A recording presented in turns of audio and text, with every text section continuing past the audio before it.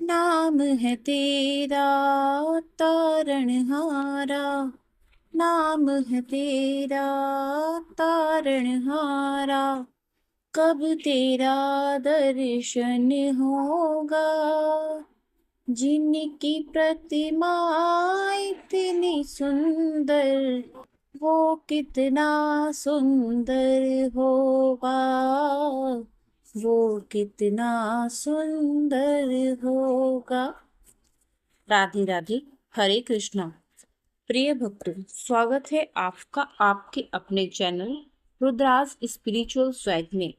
आज हम आपके लिए पुरुषोत्तम मास महात्म्य की कथा अध्याय 15 को लेकर प्रस्तुत हैं। भगवान श्री कृष्ण आप और आपके परिवार पर सदा अपनी कृपा बनाए रखें। आप सभी का दिन शुभ और मंगलमय हो, ऐसी हम कामना करते हैं। तो चलिए प्रारंभ करते हैं पुरुषोत्तम मास महात्म्य के कथा अध्याय 15 का, जिसके बाद हम गीता मास महात्म्य के कथा अध्याय 15 का भी रसपान करेंगे।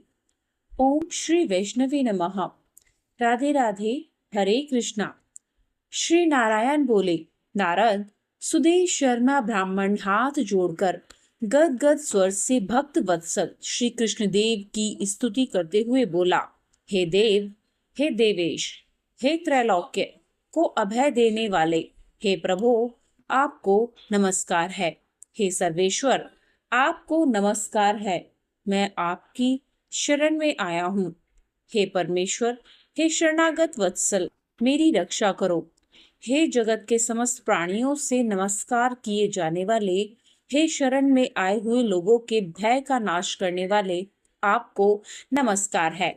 आप जय के स्वरूप हो, जय को देने वाले हो, जय के मालिक हो, जय के कारण हो, विश्व के आधार हो, विश्व के एक रक्षक हो, दिव्य हो, विश्वों के स्थान हो, फलों के बीज हो, फलों के आधार हो, विश्व में स्थित हो और विश्व के कारण ही हो, फलों के मूल हो, फलों को देने वाले हो, तेज स्वरूप हो, तेज के दाता हो, सब तेजस्वियों में श्रेष्ठ कृष्ण हो, विष्णु हो, वासुदेव हो, दीन वत्सल हो, ऐसे आपको मैं नमस्कार करता हूँ।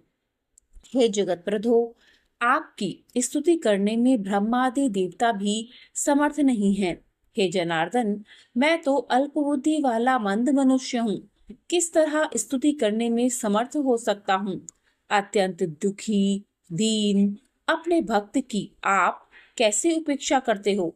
हे प्रभु, क्या आज संसार में वह आपकी लोक बंधुता नष्ट हो गई है। वाल्मीकि ऋषि बोले, सुदेव शर्मा ब्राह्मण इस प्रकार भगवान विष्णु की स्तुति कर हरि के सामने खड़ा हो गया। हरि भगवान उसके वचन सुनकर मेघ के समान गंभीर वचन से बोले। श्री हरि बोले, हे वत्स, तुमने जो तप किया वह बहुत अच्छी तरह से किया। हे महाप्राज्ञ, हे तपोधन, क्या चाहते हो सो मुझसे कहो। तुम्हारे तप से प्रसन्न मैं उस वर को तुम्हारे लिए दूंगा, क्योंकि आज के पहले ऐसा बड़ा भारी कर्म किसी ने भी नहीं किया है। सुदेव शर्मा बोले, हे नाथ, हे दीनबंधु, हे दयानिधे, यदि आप प्रसन्न हैं तो विष्णु, हे पुराण पुरुषोत्तम, कृपा कर मेरे लिए सत्पुत्र दीजिए। हे हरे, पुत्र के बिना यह सूना गृहस्थ आश्रम धर्म मुझको प्रिय नहीं लगता। इस प्रकार हरि भगवान सुदेव शर्मा ब्राह्मण के वचन को सुनकर बोले। श्री हरि भगवान बोले, हे द्वेष, पुत्र को छोड़कर बाकी जो भी देने योग्य है उनको भी तुम्हारे लिए दूंगा, क्योंकि ब्रह्मा ने तुम्हारे लिए पुत्र का सुख नहीं लिखा है। मैंने तुम्हारे भाव देश में होने वाले समस्त अक्षरों को देखा, उसमें 7 जन्म तक तुमको पुत्र का सुख नहीं है।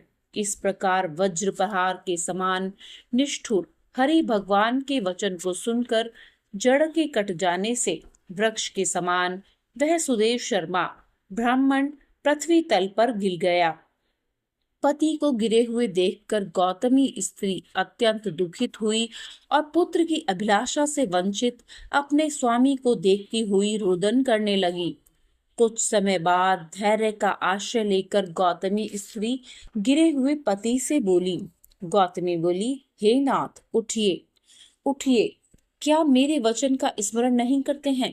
ब्रह्मा ने भाल देश में जो सुख दुख लिखा है वह मिलता है। रमानाथ क्या करेंगे? मनुष्य तो अपने किए कर्म का फल भोगता है। अभागे पुरुष का उद्योग मरणासन पुरुष को औषध देने के समान निष्फल हो जाता है। जिसका भाग्य प्रतिकूल है उसका किया हुआ सब उद्योग व्यर्थ होता है। समस्त वेदों में यज्ञ, दान, तप, सत्य, व्रत आदि की उपेक्षा हरि भगवान का सेवन श्रेष्ठ कहा है, परंतु उससे भी भाग्य बल श्रेष्ठ है। इसलिए हे भूसुर, सर्वत्र से विश्वास को हटाकर उठिए और शीघ्र ही दैव का आश्रय लीजिए। इसमें हरि का क्या काम है? इस प्रकार उस गौतमी के अत्यंत शोक से युक्त वचन को सुनकर दुख से कांपते हुए गरुड़ जी विष्णु भगवान से बोले। गरुड़ जी बोले, हे हरे, शोक रूपी समुद्र में डूबी हुई ब्राह्मणी को उसी तरह नेत्र से गिरते हुए अश्रुधारा से व्याकुल ब्राह्मण को देखकर, हे दीन बंधो, हे दया सिंधोष, हे भक्तों के लिए अभय को देने वाले, हे प्रभु, भक्तों के दुख को नहीं सहने वाले, आपकी आज वह दया कहाँ चली गई? अहो, आप वेद और ब्राह्मण की रक्षा करने वाले साक्षात विष्णु हो। इस समय आपका धर्म कहाँ गया? अपने भक्त को देने के लिए 4 प्रकार की मुक्ति आपके हाथ में ही स्थित कही गई है। अहो, फिर भी वे आपके भक्त उत्तम भक्ति को छोड़कर चतुर्विध मुक्ति की इच्छा नहीं करते हैं और उनके सामने 8 सिद्धियां दासी के समान स्थित रहती हैं। आपके आराधन का महात्म्य सब जगह सुना है। तब इस ब्राह्मण के पुत्र की वांछा आज पूर्ण करने में आपको क्या परिश्रम है? हाथी दान करने वाले पुरुष को अंकुश दान करने में क्या परिश्रम है? अब आज से कोई भी आपके चरण कमलों की सेवा नहीं करेगा। जो पुरुष के भाग्य में होता है वही निश्चय रूप से प्राप्त होता है। इस बात की प्रथा आज से संसार में चल पड़ी और आपकी भक्ति रसातल को चली गई, अर्थात लुप्त हो गई। हे नाथ, आप करने तथा न करने में स्वतंत्र हैं। यह आपका सामर्थ्य विख्यात है।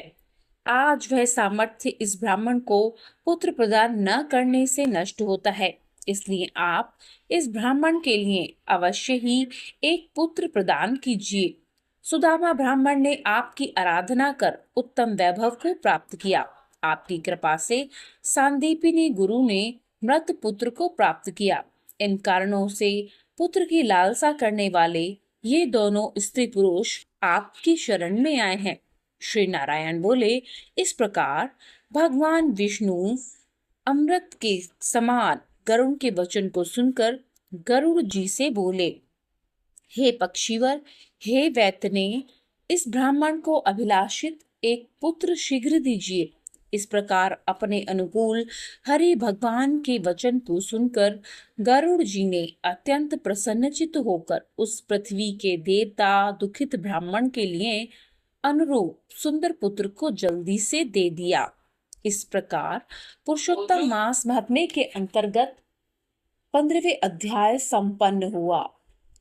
आइए अब हम सुनते हैं गीता के महात्म्य के 15वें अध्याय का। ओम श्री वैष्णवे नमः। श्री महादेव जी कहते हैं, पार्वती, अब गीता के 15वें अध्याय का महात्म्य सुनो।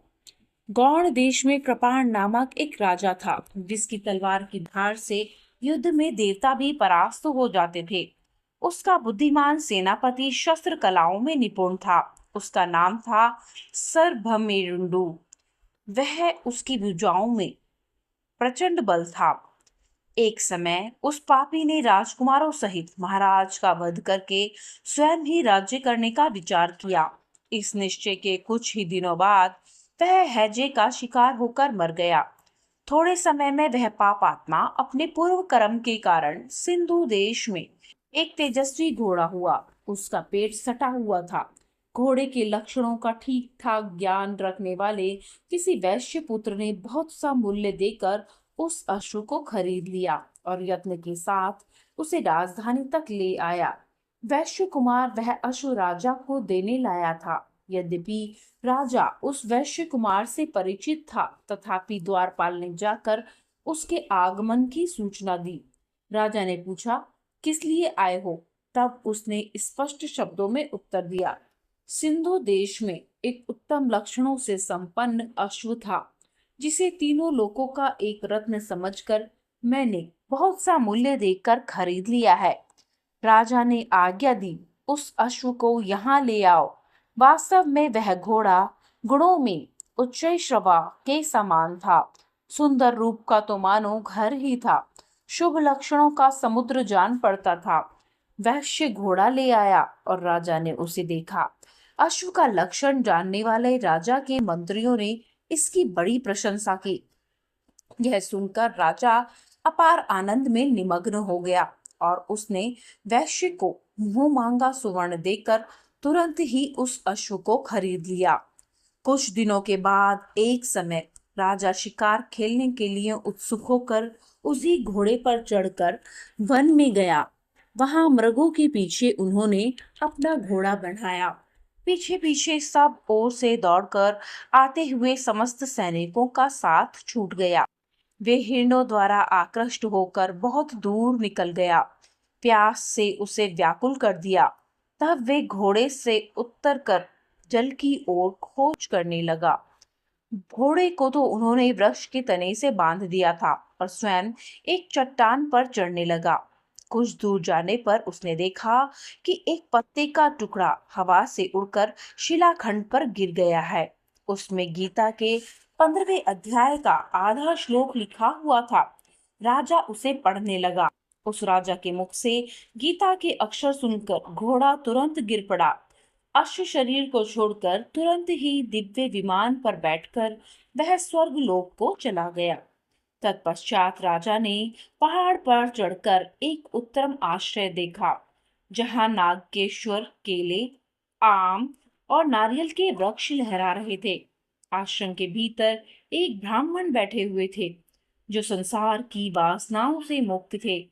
राजा ने उन्हें प्रणाम करके बड़े भक्ति के साथ पूछा, ब्राह्मण, मेरा अश्व अभी अभी स्वर्ग को चला गया है, इसका क्या कारण है? राजा की बात सुनकर त्रिकालदर्शी, मंत्रवेत्ता और महापुरुषों में श्रेष्ठ विष्णु शर्मा नामक ब्राह्मण ने कहा, राजन, पूर्व काल में तुम्हारे यहाँ जो सर भमरेंडु नामक सेनापति था, वह तुम्हें पुत्रों सहित मारकर स्वयं राज्य हड़प लेने को तैयार था। इसी बीच में हैजे का शिकार होकर वह मृत्यु को प्राप्त हो गया। उसके बाद वह उसी पाप से घोड़ा हुआ था।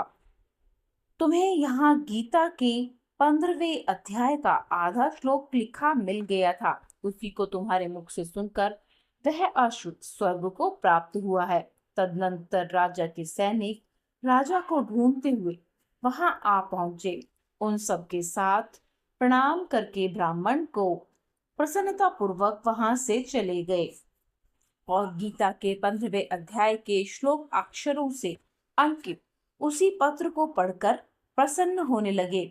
उनके नेत्र हर्ष से खिल उठे थे।